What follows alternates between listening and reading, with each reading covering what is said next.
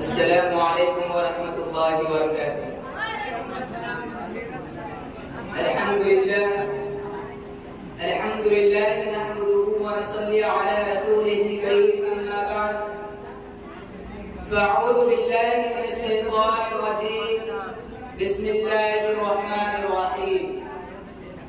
انا ارسلناک شاہدا ومبشرا ونذیرا صدق اللہ العظیم۔ ودانائے سبل ختم الرسل مولائے کل جس نے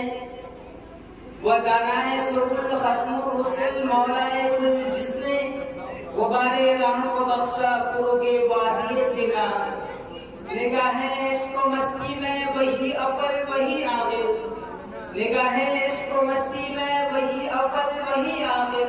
وہی قرآن وہی فرقان وہی یاسین وہی طہا۔ صدر محترم معزز اساتذہ اکرام، پردہ نشین میری ماں و بہنوں اور حاضرین جلسہ، خدائے ذوالجلال کا یہ دستور رہا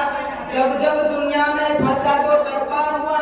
جب جب اہل دنیا نے راہ حق سے انحراف کیا، خدا کو بھول کر خدا سے بے تعلقی کا اظہار کیا، تب تب ان کی رشد و ہدایت کے لیے، ان کو سیدھا راستہ دکھانے کے لیے انبیاء کرام کا مبعوث فرماتا رہا۔ چنانچہ حضرت آدم علیہ السلام کو بھیجا، حضرت نوح علیہ السلام کو سینڈ کیا، حضرت ابراہیم علیہ السلام کو بھیجا، حضرت موسیٰ علیہ السلام اینڈ حضرت عیسیٰ علیہ السلام کو سینڈ کیا، اور آخر میں مدنی تاجدار ہم غریبوں کے غم نثار آقائے نامدار شہنشاہ ری وقار رحمت للعالمین سید المرسلین خاتم النبیین طہ و یاسین شاہ حرم قائد عرب و عجم سرکار دو عالم احمد مجتبی رسول مرتضی محمد مصطفیٰ صلی اللہ علیہ وسلم کو بھیجا، اور آپ صلی اللہ علیہ وسلم کو بھیجنے سے بیفور آپ کا مینشن، آپ کا تذکرہ دنیا کے ہر مذہبی کتاب میں کر دیا۔ ہر نبی نے آپ کی آمد کی بشارت دی، ہر پیغمبر نے آپ کے آنے کا تذکرہ کیا، اور ہر صحیفہ نے آپ کے آنے کا گڈ نیوز دیا۔ چنانچہ وید ہو یا گیتا، تورات ہو یا زبور، انجیل ہو یا قرآن، الغرض ہر آسمانی کتاب بلکہ ہر مذہبی کتاب نے آپ صلی اللہ علیہ وسلم کے سچویشن کو بیان کیا، آپ صلی اللہ علیہ وسلم کے نبوت و رسالت کو ڈسکرائب کیا، آپ کے عالم دین ہونے اور آپ کے خاتم النبیین ہونے کو ایکسپلین کیا۔ اور اس وقت تو حیرت کی انتہا نہیں رہی جب ایک ایسی کتاب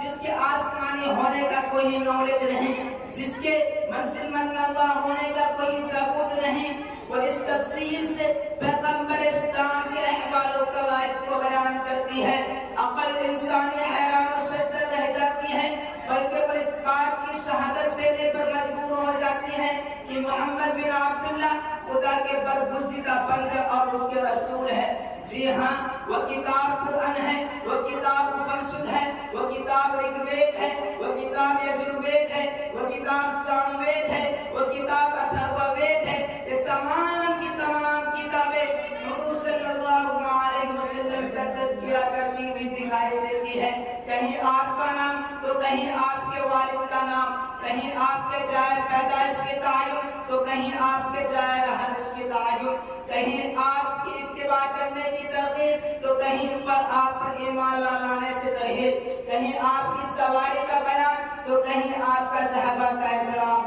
الغرض کیا کیا بتاؤں، کس گوشہ کو اجاگر کروں، وقت اس بات کی اجازت نہیں دیتی کہ تفصیل سے کلام کیا جائے، لیکن رسول کی رسالت اور نبی کی نبوت کی پیشن گوئی کو بیان کرنا میں اپنے لیے قابل افتخار باعث سعادت سمجھتا ہوں۔ تو آئے جب ہم نیکوں کی دنیا میں قدم رکھتے ہیں، ان کی ورق گردانی کرتے ہیں، تو ہمیں جگہ جگہ ایک لفظ دکھائی دیتا ہے، وہ لفظ ہے نرا شخص، جو زبان خاص سے نہ سہی لیکن زبان حال سے ضرور یہ کہتا ہوا نظر آتا ہے کہ میں ایک راز ہوں، میرے حصول کی جستجو کرو، میں ایک عجوبہ ہوں، مجھے سمجھنے کی کوشش کرو، میں ایک معمہ ہوں،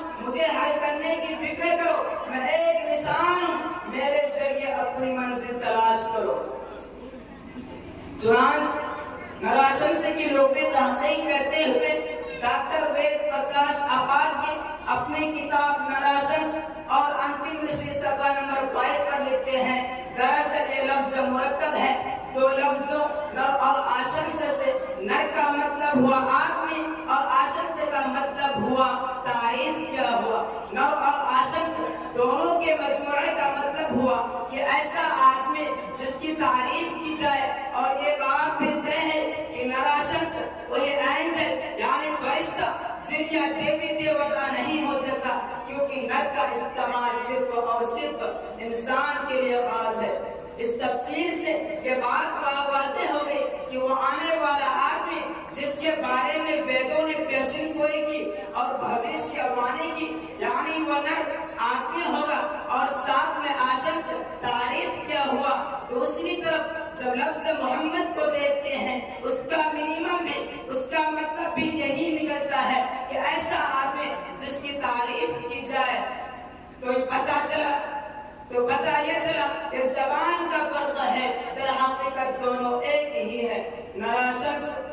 अरबी का, नराशंस संस्कृत का लफ्ज है और मोहम्मद अरबी का लफ्ज है। मिस्दाक दोनों एक ही है। अब मैं आपको नराशंस और मोहम्मद का तकाबुली तज्जिया दिखाता हूँ। उठाइए ऋग्वेद, खोलिए सफ़ा नंबर 13 और मंत्र नंबर 3। ऋग्वेद कहता है, मंत्र नंबर 20, ऋग्वेद कहता है नराशंस महफिल के मसीह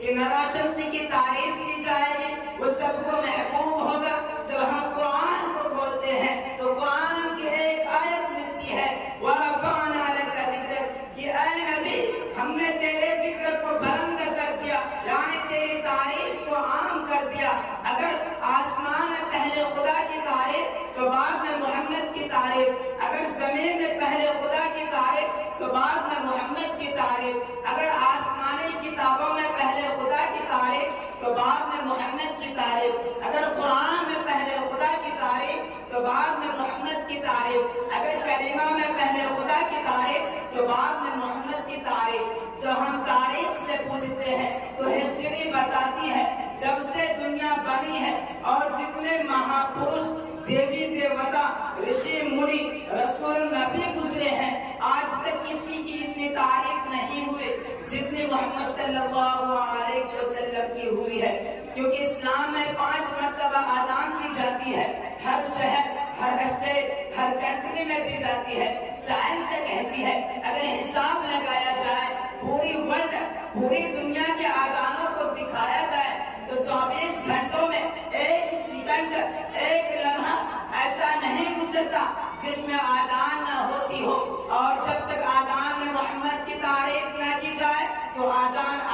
बन नहीं सकता। अलगर्ज आज़ान में मोहम्मद की तारीफ, नमाज में मोहम्मद की तारीफ, दरूद में मोहम्मद की तारीफ, नात में मोहम्मद की तारीफ, दीन के मजलिसों में मोहम्मद की तारीफ, वाज़ों की महफिलों में मोहम्मद की तारीफ, तकरीर में मोहम्मद की तारीफ, तहरीर में मोहम्मद की तारीफ, फ़हीम हदीस में मोहम्मद की तारीफ। हाँ, वो शख्सियत मोहम्मद सल्लल्लाहु अलैहि वसल्लम ही है जिनकी तारीफ न अपनों ने की बल्कि गैरों ने भी की और वो दिल खोल कर की। चुनांच माइचल हार्ट द 100 नामी किताब लिखी है, उसमें 100 लोगों का तज़किरा किया। उसके ज़हन में जो ऊंचा मकाम रखते थे, लेकिन खुदा की खुदाई, मोहम्मद की मुस्तफ़ाई, देखिए मुसन्निफ ईसाई होने के बावजूद पहला मकाम, पहला स्थान हज़रत ईसा अलैहिस्सलाम को देने के बजाय मोहम्मद सल्लल्लाहु अलैहि वसल्लम को देता है। उसने पहला मकाम क्यों देता है, उसकी रीजन, उसकी वजह बयान करते हुए सफ़ा नंबर 3 पर लिखा है, He was the only man in history who was supremely successful on the both religious and the secular levels। कि वो तारीख में सिर्फ एक ही शख्स थे जो मजहबी और सेकुलर लेवल पर पूरी तरह कामयाब थे। दूसरी तरफ इसी तरह 15 जुलाई 1974 को अमेरिका में कायनसना में एक हफ्तावारी मैगजीन शाये होती है जिसमें एक यहूदी का मज़मून होता है, Who were history's creator, यानी तारीख के अजीम शख्सियत कौन कौन थे, जिसमें वो मुख्तलिफ शराइत लिखने के बाद शहंशाह दो आलम شرائط پر پرکھتا ہے اور پھر آخر میں یہ فیصلہ سناتا ہے کہ محمد صلی اللہ علیہ وسلم ہی وہ مہان آدمی تھے جو تمام شرائط کو پورا کرنے والے تھے۔ اسی طرح محمد the Prophet of Islam نامی کتاب میں شری کرشن روایت جی کہتے ہیں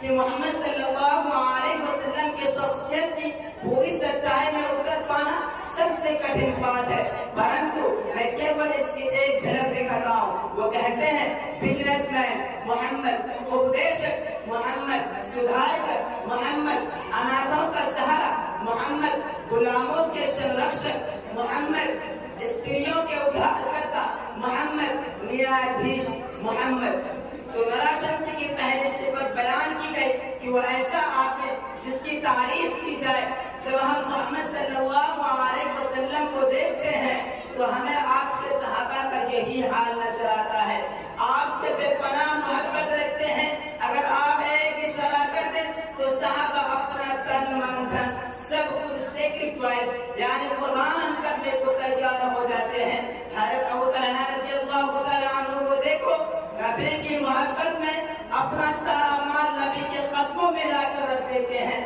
حضرت ابو دجانہ رضی اللہ تعالیٰ عنہ کو دیکھو کہ ایک دشمن نے اپنی کمر کو ڈھال بنا کر دشمنوں کے سامنے پیش کر دیتے ہیں اور تیر پر تیر کھا کر اپنی کمر کو چھلنی چھلنی کروا لیتے ہیں، لیکن نبی پر آنچ آنے کو گوارا نہیں کرتے۔ حضرت ابو طلحہ رضی اللہ تعالیٰ عنہ اور آگے چلیے اتھرو وید کا تیسرا منڈل 127واں صفحہ دیکھیں اور مطلب نمبر 20 کا مطالعہ کیجیے۔ اتھرو وید کہتا ہے ایشا امام ہے شتم نشکانم دشرجے تیرم شتان یورتام سہسا دشکولما،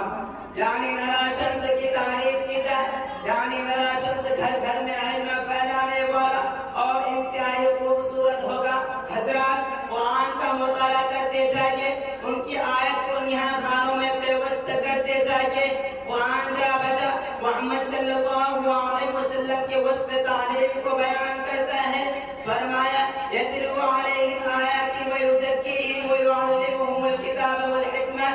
کہ وہ قرآن کی آیت پڑھ کر سناتے ہیں، اور جیسا کہ خود آپ نے فرمایا انما بعثت معلما، کہ میں بھیجا ہی اس لیے گیا تاکہ علم کی روشنی پھیلاؤں۔ اور آپ رہی بات آپ کی خوبصورتی کی تو حضرت جابر رضی اللہ تعالی عنہ مسجد نبوی میں داخل ہوتے ہیں، حضرت حضور صلی اللہ علیہ وسلم زمین پر لیٹے ہوئے آرام فرما رہے تھے۔ اب حضرت جابر 14ویں رات کا چاند پورے آب و تاب کے ساتھ چمک رہا ہے۔ حضرت جابر کبھی چاند کو دیکھتے ہیں، کبھی محمد صلی اللہ علیہ وسلم کا چہرہ انور کو دیکھتے ہیں، کبھی اس کو دیکھتے ہیں، کبھی اس کو دیکھتے ہیں، اور بے ساختہ پکار اٹھتے ہیں کہ محمد صلی اللہ علیہ وسلم کا چہرہ 14ویں رات سے زیادہ حسین ہے۔ حضرت عائشہ رضی اللہ تعالی عنہا آپ صلی اللہ علیہ وسلم کی حسن و جمال کا نقشہ کھینچتے ہوئے فرماتی ہے کہ حضور صلی اللہ علیہ وسلم اتنے حسین تھے کہ اندھیری رات میں بندہ کمرہ میں داخل ہوتی تو میں کمرہ کے اس کی حسن کی چمک سے کمرہ کی ہر چیز روشن ہو جاتی، حتیٰ کہ میں گری ہوئی سوئی بھی اٹھا لیتی تھی۔ اور ایک جگہ تو یہ فرمایا کہ اہل مصر نے حسن یوسف کو دیکھ کر اپنی انگلیاں کاٹ لی تھی، اگر وہ محمد صلی اللہ علیہ وسلم کے حسن کو دیکھ لیتی تو اپنے دلوں کو ہی کاٹ لیتی۔ برادران وطن، برادران اسلام، یہ تمام کی تمام پیشن گوئیاں اور بھوشیہ وانیاں جو ویدوں میں اور غیر مسلم کے دیگر کتابوں میں ہیں 100% محمد صلی اللہ علیہ وسلم پر صادق آتی ہے۔ اگر آپ کو میری بات کا دلیل نہ ہو، اگر آپ کو میری بات کا یقین نہ ہو تو دیکھیے اخبار قومی جنگ اور پڑھیے رسول نمبر پنڈت وید پرکاش آباد یہ لکھتے ہیں اور بالکل بجا لکھتے ہیں کہ میرا کام، میرا ڈیوٹی اونلی فور سچائی کو پہنچا دینا ہے۔ حضرت عیسیٰ علیہ السلام نے جن احمد نام کی پیشن گوئی کی ہے اور وید ویاس جی نے جن کلکی کا تفصیل سے ذکر کیا ہے وہ آ بھی چکے ہیں، ابھی نہ سہی اور یہ ابھی نہ سہی، لیکن جب لوگوں کو اس بات سے واقفیت ہو جائے گی تب सब उसे एक्सेप्ट यानी कबूल कर लेंगे। मगर अफसोस अफसोस कि आज नफरत के दिए जल रहे हैं, तासुब के शोले भड़क रहे हैं, जहालत की घटाएं छा रही है, इंतशार और इफ्तिराक की हवाएं चल रही है, इत्तेहाद और इत्तिफाक की चिताएं चल रही हैं और गुलशन हिंदी मक़तल हिंदी बन रहा है। किसी शायर ने कहा कि वतन की फिक्र कर नादा मुसीबत आने वाली है, कि वतन की फिक्र कर नादा मुसीबत आने वाली है, तेरे बर्बादियों के मशवरे हैं आसमानों में। ये खामोशी कहाँ तक लज्जत फरियाद पैदा कर, ये खामोशी कहाँ तक लज्जत फरियाद पैदा कर, ज़मीन पर तू हो और तेरी सदा हो आसमानों में। न समझोगे तो मिट जाओगे ऐ हिंदुस्तान वालों, न समझोगे तो मिट जाओगे ऐ हिंदुस्तान वालों, तुम्हारी दास्तां तक ना होगी दास्तानों में। मुसलमान गैर मुस्लिम में कभी इत्तेहाद ना हो सके, मुसलमान गैर मुस्लिम कभी एक प्लेटफॉर्म पर जमा ना हो सके, मुसलमान गैर मुस्लिम कभी एक दस्तरखान पर खाना ना खा सके, मुसलमान गैर मुस्लिम कभी एक दूसरे के दुख दर्द को ना समझ सके, मुसलमान और गैर मुस्लिम एक दूसरे के मजहब को ना समझ सके, क्योंकि अगर दोनों ने एक आपस में हाथ थाम लिया, आपस में भाईचारा और अमन व अमान को अपना शिवा बना लिया, तो आपस की और एक दूसरे के मजहब को समझ लिया, अगर वो ये जान गए कि खुदा और ईश्वर एक ही है, अगर वो ये जान गए कि नबी व रसूल ऋषि व मुनि एक ही है, अगर उन्हें पता चल गया कि महापिरले और कयामत पुनः जहन्नम और बादल मौत एक ही है, अगर वो इस बात से वाकिफ हो गए कि मेरा शख्स और मोहम्मद कल्कि और मोहम्मद एक ही है, तो आपस की दुनिया फिनिश यानी आपस की दुनिया खत्म हो जाएगी। मुसलमान गैर मुस्लिम के एक दूसरे के नाम पर कत्ल क़िताल बंद हो जाएगा। नफरत के दिए मोहब्बत के रोशनी फैलाने लगेंगे, ताज्जुब के शोले प्यार के फूल बरसाने लगेंगे, अंधेरे अदावत के अंधेरे और मोहब्बत के उजालों में तब्दील होने लगेंगे। ये फिरका परस्त क्यों आइनासो, ये फिरका परस्त ये इसके लिए सम्य कातिल है, वो ये चाहती है कि मुसलमान गैर मुस्लिम में लड़ाई कंटिन्यू रहे, मुसलमान गैर मुस्लिम में नफरत की दीवार बाकी रहे और हमारे देश की गंगा जमनी तहजीब को जिंदा किया जाए